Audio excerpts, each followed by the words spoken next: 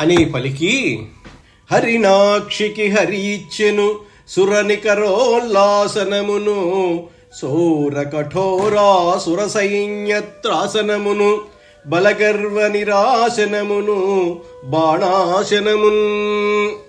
ఈ విధంగా పలికి శ్రీకృష్ణుడు దేవతా సమూహానికి ఉత్సాహాన్ని కలిగించేది, దుష్టులు భయంకర వీరులు అయిన రాక్షస యోధులకు భయం కలిగించేది, బలగర్వంతో అహంకరించే వైరుల గర్వాన్ని అపహరించేది అయిన తన ధనస్సును సత్యభామ చేతికి ఇచ్చాడు.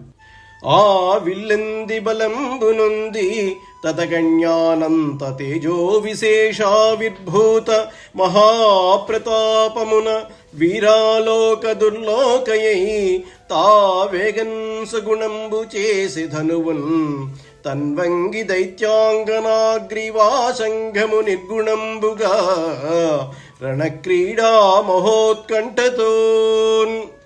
శ్రీకృష్ణుడిచ్చిన విల్లు అందుకున్నది సత్యభామ. విల్లుతో పాటు అనంతమైన లెక్కించడానికి శక్యము కానంత తేజస్సు ఆమెలో ప్రవేశించింది.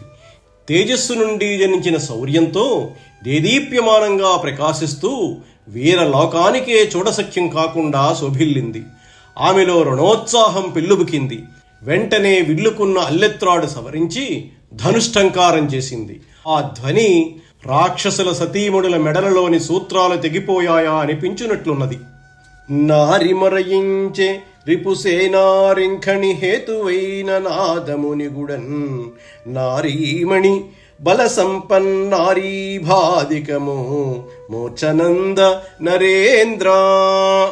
శత్రుసేనల ధైర్యం సడలిపోయేటటువంటి మహాధ్వని కలిగే విధంగా సత్యభామ నారి మ్రోగించింది. బలవంతులైన శత్రువుల ఏనుగులు మొదలైన వారి బలగమంతా మూర్ఛపోయిందా అన్నట్లుంది ఆ ధ్వని.